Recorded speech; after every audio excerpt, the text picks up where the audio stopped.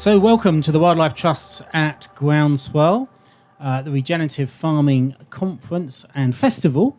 And over these couple of days in the Wildlife Trust tent, we're having a whole range of sessions where people are joining from the festival itself and also joining us online. So we really hope you enjoy them.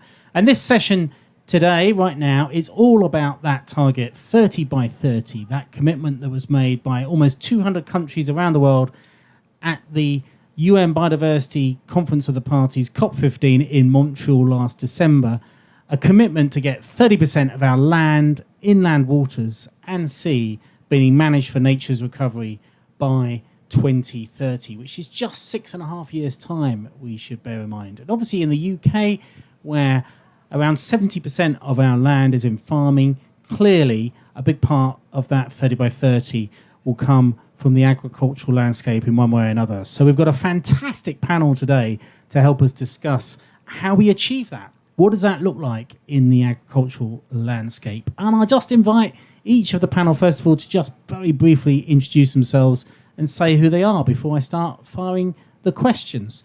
Let's kick off with you, Nick. Thanks. Hi, everybody. My name's Nicola Robinson. I work in the Environment Agency in our future National Agriculture team. Hi everyone, Sam Burford. I'm the policy team leader for landscape recovery at DEFRA. Hi, I'm Jake Fiennes. I'm Director of Conservation for Holkham Estate, which is a small land holding on the North Norfolk coast. I'm Vicki, Head of Farming at Sustain, the Alliance for Better Food and Farming. And I'm Rob Farrington. I work for Dorset Wildlife Trust. I'm Head of Wilder Landscapes. Brilliant, thank you very much. Jake, I'm going to start with you. Many people will be familiar with some of the story from Holkham the last few years, and might even know your book as well, Land Healer. That's right, isn't it? Land Healer, yeah. Land Healer, yes. I suddenly had this moment of, have I got that right? Yes, I have got it right. Land Healer. Jake, give us a précis. What have you been doing at Holkham to try and make sure that you have managing land for nature and producing food going hand in hand? And how's the story been so far? Okay, so Holkham manages and owns part of the Holkham National Nature Reserve, which has just about every designation you can think of. And I've been at Holkham for just under 5 years. And when you arrive at a place, you need to get a feel for it first, and then you start to identifying some really quick wins, some low-hanging fruit. So we basically made a wetland wet. We ensured that there was heterogeneity, but fundamentally we ensured that the 800 cattle that grazed it in a holistic manner that would be beneficial for biodiversity. And at Groundswell you might call it mob grazing, but it's actually trying to mimic the natural world. So the cattle are my wildebeest, and I am their predator, and I will move them about as I see fit for the benefit of nature. That was one of the first things we put in place. Secondly, if we look at the agricultural landscape, that is a significant part of Holkham. If we look at the history of Holkham's agriculture with the Norfolk four-crop rotation and all of the history of how Holkham tried to ensure that food was produced in a better way that wasn't detrimental to soils and productivity increased. And that agricultural revolution effectively created the food for and fed the industrial revolution. So Holkham knows the importance of this. Holkham is a highly productive arable and horticultural business, but it also needs to recognise some of the impacts that it has, and that's more challenging. Great, thank you. And Sam, you're the lead at DEFRA on Landscape Recovery Scheme, and it'd be worth you just saying for people that don't know what the Landscape Recovery Scheme is. Wildlife Trust, we're involved in 10 of the landscape recovery schemes across the country as delivery partners. Tell us a little bit about what Landscape Recovery Scheme is, for people that don't know. And secondly, how's it been going? You know, what's your experience as how farmers are engaging in it? Yep, happy to take that one. So landscape recovery is one of the 3 environmental land management schemes, sort of what used to be Tier 3 originally. So we're looking at large-scale, long-term projects. So define it for the current round, that's over 500 hectares in terms of length, probably 20 to 30 year agreements. So good for delivering outcomes that need, collaboration at scale, and then also over a long period. And rather than having a sort of menu of different options like the traditional agri-environment schemes, the idea is that the projects come to us with their proposals, and we design with them a bespoke implementation agreement. And they're also going to need to pull in some private investment to help fund those projects. And we're envisaging them kind of also safeguarding those outcomes in one way or another, and we'll probably come on to that later with kind of designations, etc. In terms of how it's been going, I think it's been going really well. There's about over 250 participants involved in the 22 projects in round one. We had 51 applications, all really high quality, and we took on 22 rather than the 15 that we originally planned. We're now running, so the first round was focused on river restoration and species recovery. This next round, we're taking on up to 25 projects. We'd love to take on more, but to be honest, because we're learning about how the scheme works, that's really what we see as our kind of capacity at the moment, rather than not having ambition to take on more. And then, we're looking at net zero, protected sites, and wildlife-rich habitat. Focused projects for this second round. Nick may also want to add something on please do, Nick. How round one's going. Thanks, Sam. Yeah, super exciting. We didn't know what projects we were going to receive for landscape recovery because it's so new and so different. But when we heard we had 51 applications for the first round, we were all super excited. And when I first opened up to have a look at some of the applications that came in, I had tears in my eyes because it was everything that we hoped it would be. So groups of farmers coming together along contiguous areas of river corridor, giving up some of their land to make space for rivers, for water, for nature. And so we were super excited about that. And it's absolutely amazing to see how people have engaged with landscape recovery. So brilliant stuff. And what we've got to do now is keep all those farmers and participants engaged and make sure that we can ensure that the landscape recovery scheme delivers for everybody, and such potential to see these groups of people coming together and to deliver at scale. So it's great so far. Great. It's worth emphasising, isn't it, Nick and Sam, that obviously this is landscape recovery is one of the tiers that was there in the environmental land management schemes, along with sustainable farming incentive and now countryside stewardship plus. It's worth saying, isn't it? Landscape recovery is the one tier of those that's been oversubscribed. Yeah, we've had really good uptake. We've been really happy with that, and I think we're going to see good uptake again for the second round of the scheme. But the other thing I think we need to say is that yes, landscape recovery, it can deliver a lot, but we do need the farmers to engage in those other schemes as well. So we need people in the wider catchment to get involved in sustainable farming incentive and also countryside stewardship, because what we need to do is see that kind of wider catchment working is happening as well to complement what we're doing with the landscape recovery scheme. Yeah. Now, I wasn't trying to be too cheeky. I was just saying that it has been immensely popular. There's a lot of uptake of it, which is fantastic. So good. Rob Farrington from Dorset Wildlife Trust, you're involved in the Wareham Arc Landscape Recovery Project. Can you tell us a little bit more about that, and particularly how Dorset Wildlife Trust is working with farmers on delivering that scheme? Yeah, I think following on from that, why it was so popular. I mean, Wareham Arc is about 3,800 hectares. It's about 24 partners, and that's NGOs, it's estates, it's government agency, it's tenant farmers, it's landowning farmers, it's campsites, it's garden centres, it's people with big gardens. Probably I've missed some out there, but it's a whole range of people. But the reason that they all wanted to work together is because I think people are coming to the understanding that there's a problem that we've got to fix, but also understanding that this is a great opportunity to engage and actually for once have a say in what these things values are, what they're going to cost to do this. And I think that's the enthusiasm that you see within that kind of very broad range of people within Wareham Arc. And in terms of how popular they are now, I mean, I'm involved in and aware of, I think, 6 more projects coming within Dorset for round 2, just in Dorset. And they're all of them fantastic, and they've got great vision. But they are all based on that issue that people are getting to that understanding that we can't grow anything without water, and we are shooting our water down to sea when it's plentiful, causing flooding when it's plentiful, and we're saving nothing back for when inevitably, and then once again, here we are in a drought.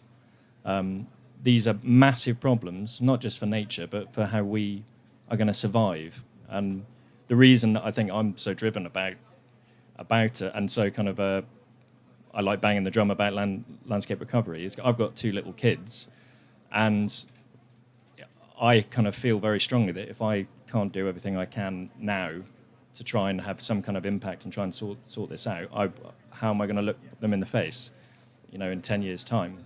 Because they will be living with these real scary consequences of how we're treating the planet. Right, thank you, Rob. So, Vicki, I want to put to you, obviously, the kind of question that the debate that has been there a little bit over the last 18 months, particularly since the start of the war in Ukraine, and we're all on this panel be very familiar with this debate. The argument goes something like, right now is a time we've got to maximise food security, we've got to focus on that, we can't be taking land out of agricultural production right now, we need to focus on food security. I mean, can we do that? What's your response to that? Well, the response, there isn't a silver bullet, but some obvious solutions are to stop using land wastefully. We can free up land for nature by not, for instance, producing a huge amount of biofuels on the land when it could be producing food or feed or nature restoration.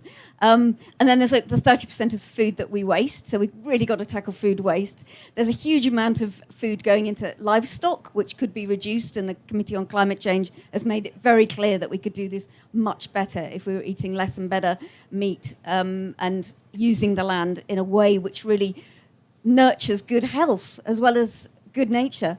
Because I've just been listening to a wonderful talk of a woman talking about soil health and our health and animals and crop health, and they're so intimately linked.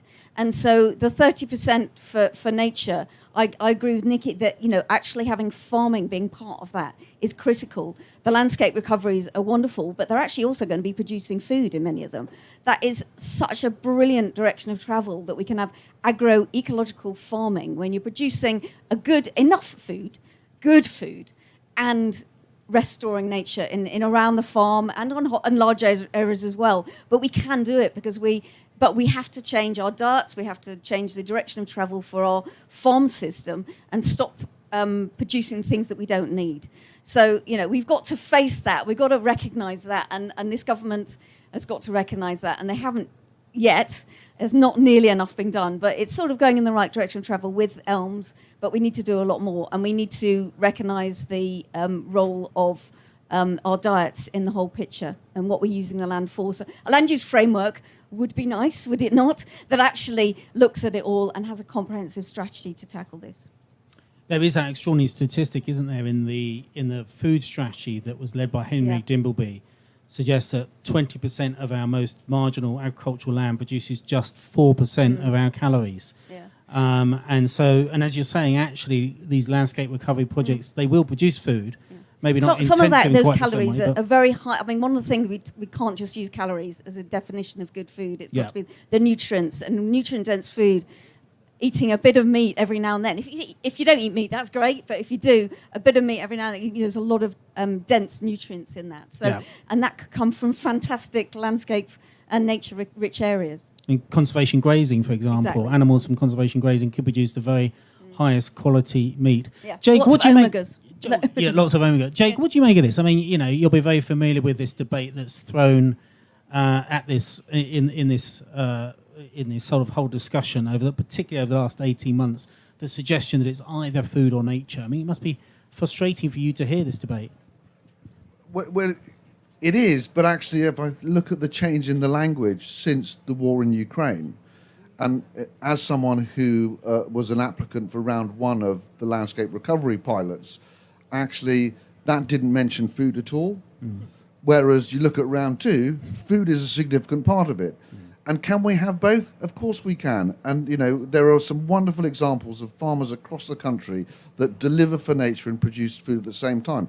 The famous book Wilding is about a farm that brought nature back to the land. It's his Izzy Tree's book about NEP. Exactly. Yeah. And still produces food. Yeah.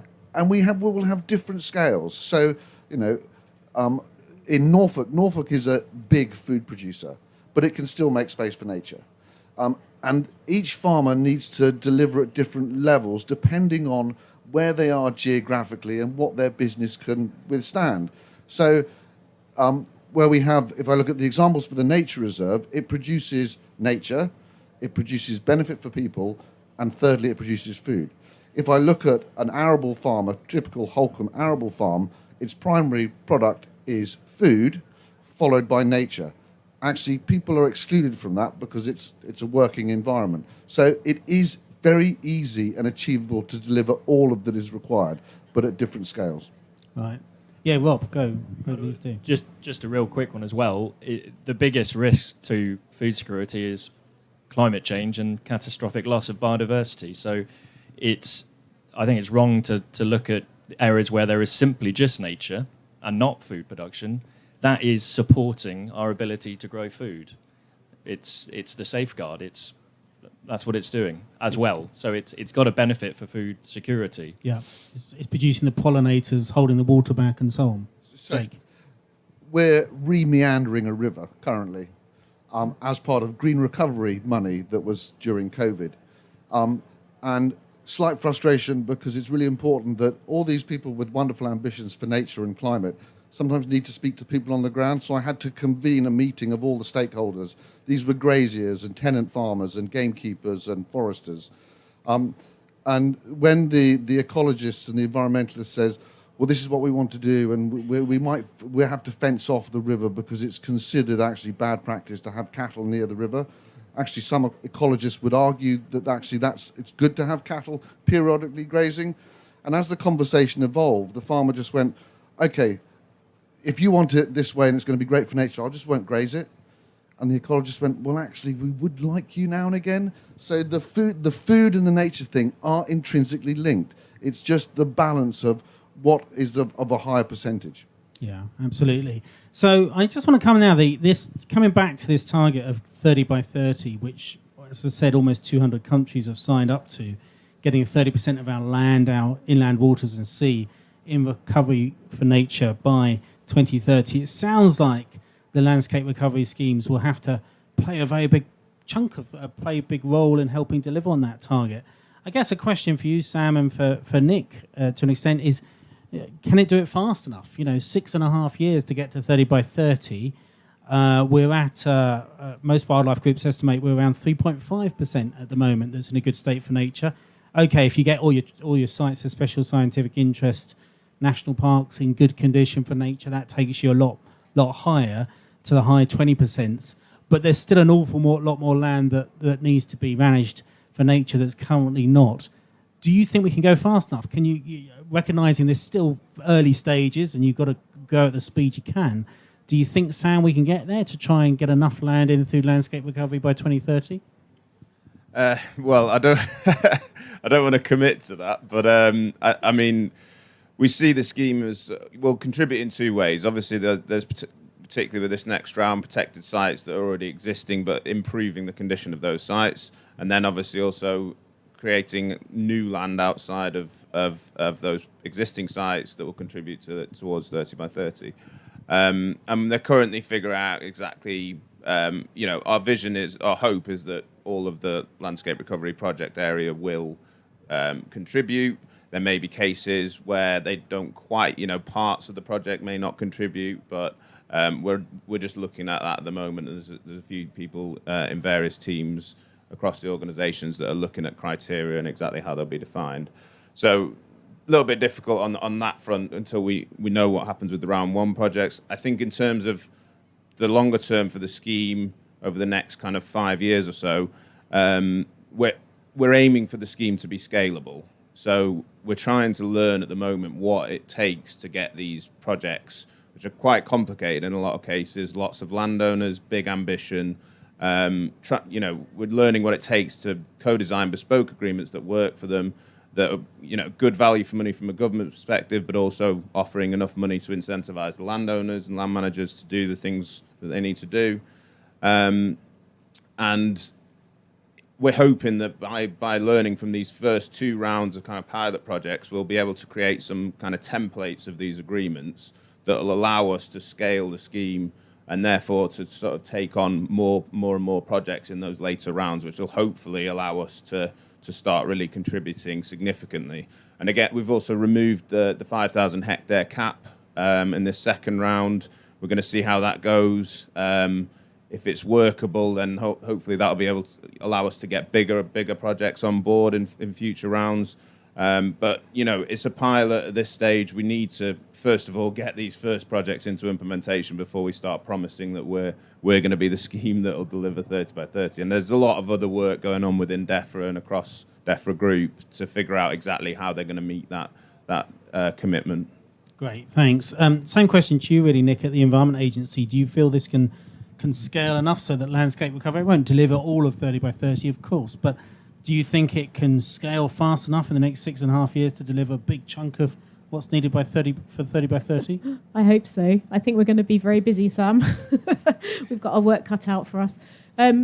I hope so. I hope we can get there. I think everything's coming in line to enable us to do it. So we have the right environmental targets. We have the right powers now to use to enable us to get there. So we've just got to keep working in a positive way with all of these amazing projects and making sure that we can move them from the project development into implementation and get them into those long-term agreements. We need to make the most of the private finance that is out there, to lever that in, to enable it to pay for both the government schemes and also to pay for the farmers who are putting their land in and the other participants as well. So there's a lot to do for sure, but hopefully the way that the private markets are going forwards is definitely going to help to get these projects off the ground and move into implementation. Great, thank you. And perhaps Jake and... yeah, please do, Sam, yeah.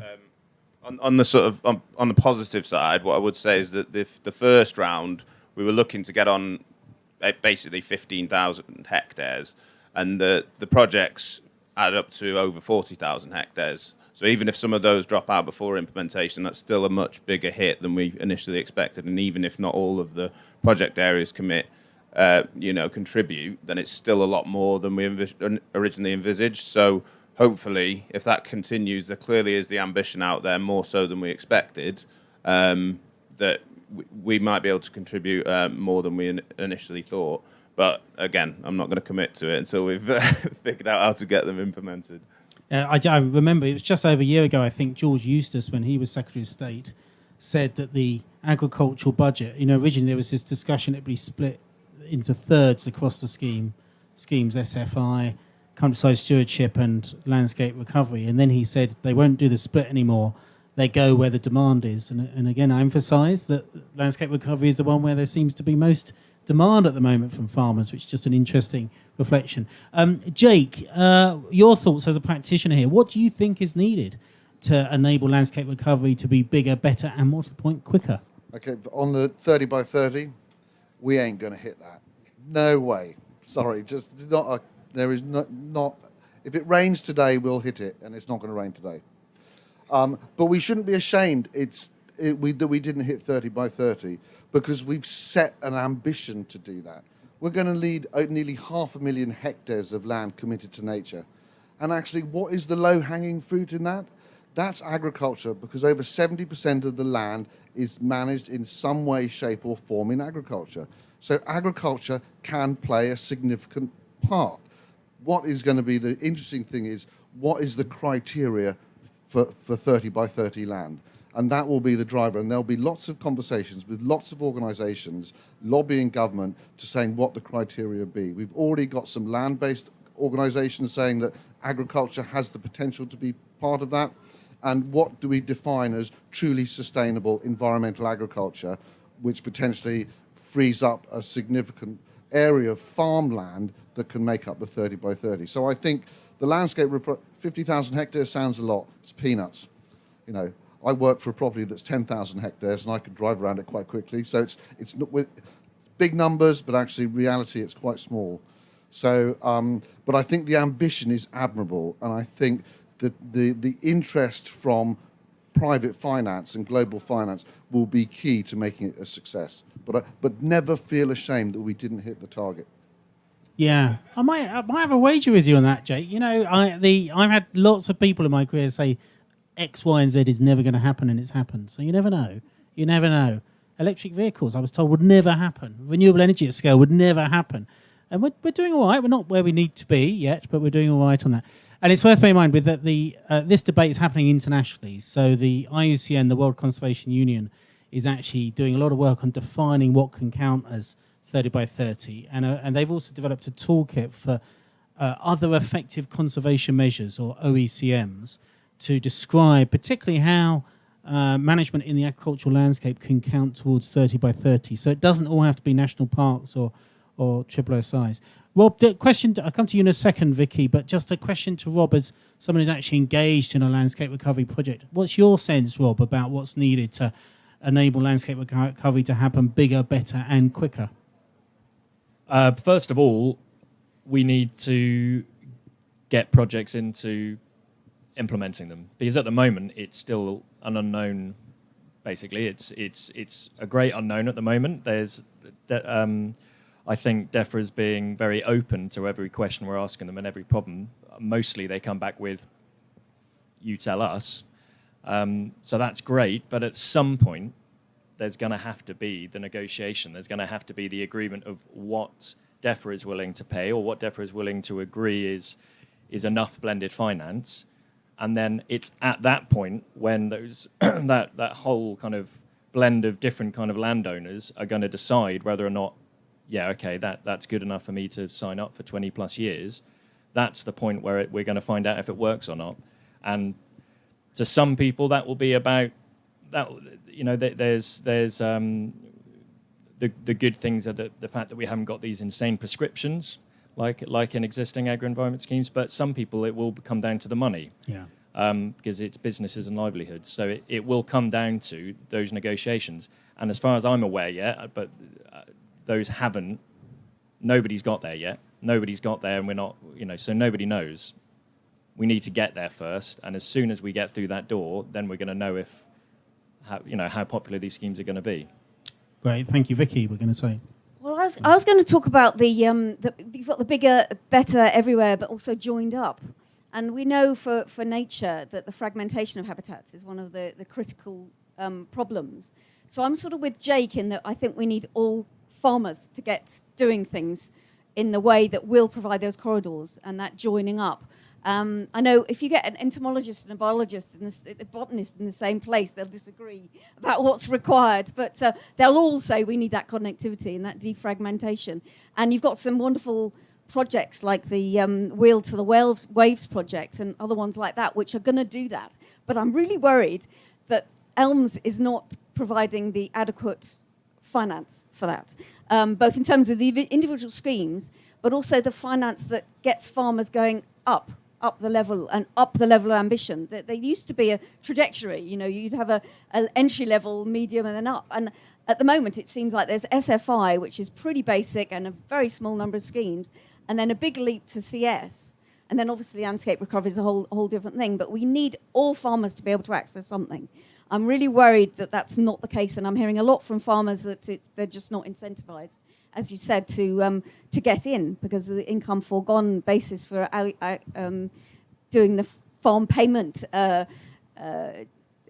analysis. And that's deeply worrying because, as you said, we need to do it really fast. For adaptation, it's absolutely critical that we get nature in every farm to the state that it needs to be to deliver our food system and to deliver the nature recovery. So I'm very worried, I have to say, and I'm not as optimistic as others are at the moment. I'm a bit concerned. But that connectivity is critical. So perhaps getting, for example, generous payments for farmers, even under sustainable farming incentive for putting in large buffer zones by watercourses or something can provide that connectivity and do a whole lot of other things. And ideally, facilitation funds so they can join up together. Yeah, not just in countryside stewardship, but in SFI. That would be great. Yeah, so that if taxpayers' money is being used to put a hedgerow in on one farm, make sure it connects with the one being put in next door. Yeah, absolutely. Great. Okay, well, look, we need to wrap up. So I'm going to invite every panel member just to give us a final thought or two, a sentence or two on the question. What would you say then, really boiling down to it, what's the change that's needed to ensure that action really does match the ambition of trying to get 30% of our land, inland waters and sea in recovery by 2030? Nick? I'm going in on the positive. I started my career about 18 years ago as a catchment sensitive farming officer. The conversation was very different then. It was more difficult. We have been on this journey for quite a long time, others even longer. We are getting there. Things are changing. Things are improving. When I look out of my window, I see improvements everywhere. So I think we're getting there. We're moving in the right direction. There's so much interest in the environment now, in water, in what we're doing. And I think that there's a momentum building, and I think that we're going to get there. Thank you, Sam. I think, well, from a personal perspective, I'm going to say, a positive is that in the area I live in, there's a sort of farm cluster being created that we've never been even invited to one before. So clearly mindsets out there are starting to change. People are starting to realise that we need to do things. And I think the farmers and other land managers are really starting to be up for it and understanding these issues, increasingly so. So I think that's it'll be from the ground up that we'll be able to achieve these sorts of ambitious targets. Obviously, government needs to do our bit as well. And we always welcome feedback. Obviously, it's a tricky job to try and please everyone. Great, thank you, Sam. Jake. Cautiously optimistic, but I, in a very positive way. But communication, collaboration, and concession, and then we'll make it. Okay, thank you, Vicki. I'm going to have to say something about the supermarkets and supply chains, because without regulation of what they're doing, and they're being very abusive, and we've really got to do something about that. It's very hard for farmers to actually take that transition and diversify. So regulation and control of what supermarkets and the supply chain are doing. And then just one word, agroforestry. Bring in the agroforestry team, because it might be real help for the uplands and everywhere if we start to get more trees whilst we're making food. So an agroforestry means more trees in the landscape while it's still being an agricultural landscape. Yeah, in around it. Great, thank you. Rob. I'll go on a slightly different tangent with, I think now it's really exciting, and I am hopeful with the funding that's both available through government and the private sector for improving land that's in a bad state.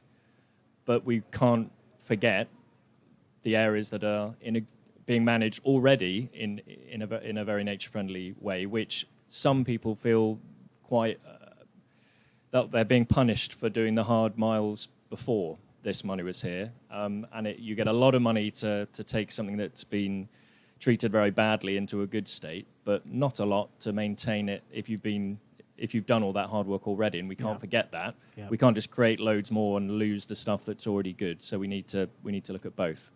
Really, really important point to finish on. Rob, thank you very much. If you've been joining us via the Wildlife Trust social media channels, thank you very much for joining, and do stay tuned, because we've got many more sessions coming up from Groundswell, the Regenerative Farming Festival, over the next couple of days with some great speakers. So look out for those coming out on the social media channels the next couple of days. If you've been joining us here in person, thank you very much for popping in, and do keep popping in over the next 24, 48 hours here, because we've got many more sessions planned. It's fantastic. In the meantime, let's just finish off by saying a big thank you to our panel, particularly those that joined us at very short notice. Nick Robinson from the Environment Agency, Sam Burford from DEFRA, Jake Fiennes from the Holkham Estate, Vicki Hurd from Sustain, Rob Farrington from Dorset Wildlife Trust. Please say a big thank you.